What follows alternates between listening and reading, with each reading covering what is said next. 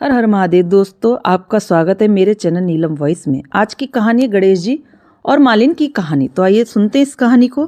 प्यारे दोस्तों, आज मैं आपको भगवान गणेश की एक रोचक कहानी सुनाने जा रही हूँ। एक बार एक नगर में एक मालिन रहती थी। उसके पति चल बसे थे।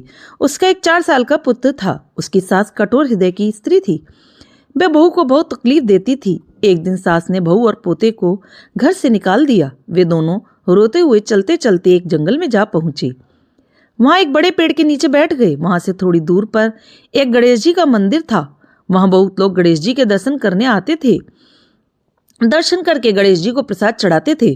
फिर वे प्रसाद सबको बांट देते थे। इस प्रसाद से माँ बेटे का गुजारा होने लगा। दोनों गणेश जी की पूजा पाठ में लग गए। एक दिन उन्होंने सोचा, क्यों ना हम भी जंगल से फूल लाकर बेचें।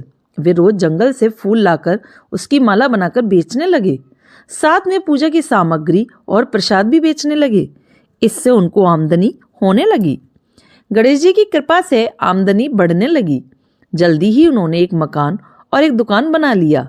एक राजा की लड़की मंदिर में रोज पूजा करने आती थी।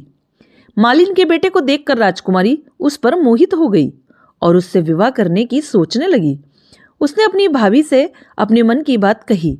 भाभी अनुभवी थी। उसने कहा, ये तो मालिन का बेटा है और तुम एक राजा की बेटी हो। यदि तुमने उससे विवाह किया तो तुम्हारी बहुत बेइज्जती होगी। पर राजकुमारी अपनी बात पर अड़ी रही। उसने कहा, मैंने तो प्रतिज्ञा कर ली है कि मैं उसी से विवाह करूंगी। भाभी ने घर जाकर सारी बात राजा को बता दी। राजा ने मना नहीं किया और विवाह के लिए तैयार हो गए। उन्होंने बड़े धूमधाम से बेटी का विवाह मालिन के बेटे के साथ कर दिया। मालिन ने सबसे पहले बेटे बहू को गणेश जी के मंदिर में ले जाकर पूजा पाठ करवाया और गणेश जी का आशीर्वाद दिलवाया। इसके बाद पूरे नगर में ये बात फैल गई कि गणेश जी की पूजा करने से सब दुख कष्ट दूर हो जाते हैं। ये बात सुनते ही नगर के सभी लोग मंदिर आने लगे। मालिन और उसके बेटे की बिक्री और ज्यादा बढ़ गई। उधर उसकी सास के बुरे दिन आ गए। अन्नदाता उससे रूठ गए और वे भूखों मरने लगी। एक दिन वे रोती धोती हुई उसी गणेश जी के मंदिर में आ पहुंची। वहां पर मालिन के बेटे से बोली, मैं भूखी हूं, मुझे रोटी कपड़ा दे देना, इसके बदले मैं तुम्हारा सारा काम कर दूंगी।